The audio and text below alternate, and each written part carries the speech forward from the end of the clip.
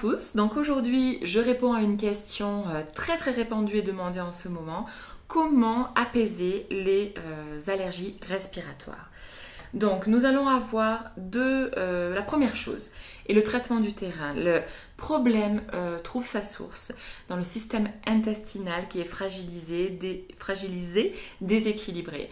Donc vous allez pouvoir apaiser votre système intestinal, le rééquilibrer par la prise de probiotiques de qualité et aussi par le fait de pouvoir boire de l'aloe vera qui va beaucoup vous aider à vraiment apaiser, à enlever les irritations du système intestinal et les probiotiques rééquilibrer la flore parce que le système immunitaire qui est en connexion avec les allergies du système respiratoire trouve ces dérèglements sont originaires des déséquilibres du système intestinal. Donc ça c'est la première chose.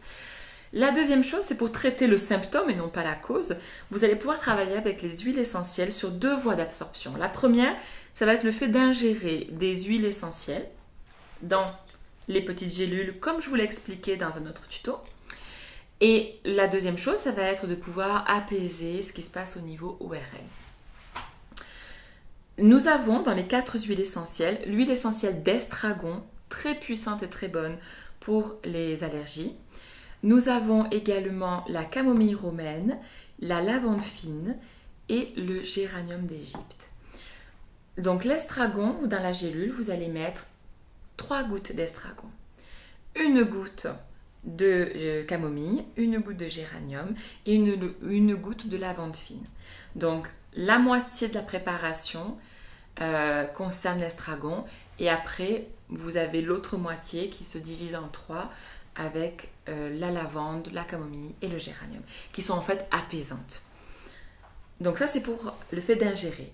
Deuxième chose, vous allez pouvoir respirer, nettoyer, libérer tout ce qui va être ORL avec les huiles essentielles habituelles. Si vous en avez besoin, ça peut être de l'eucalyptus. Si c'est un peu infecté, du niaouli, le cyprès, la myrte, l'inule, toutes ces huiles essentielles qui sont bonnes pour la sphère ORL en fonction du fait de les respirer, de les inhaler, de vous frictionner peut-être avec un baume du tigre. Mais ce qui va vraiment traiter en interne, ça va être cette gélule-là avec ces 4 huiles essentielles.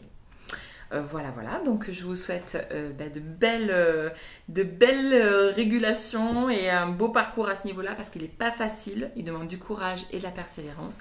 Donc bon courage à tous et belle journée.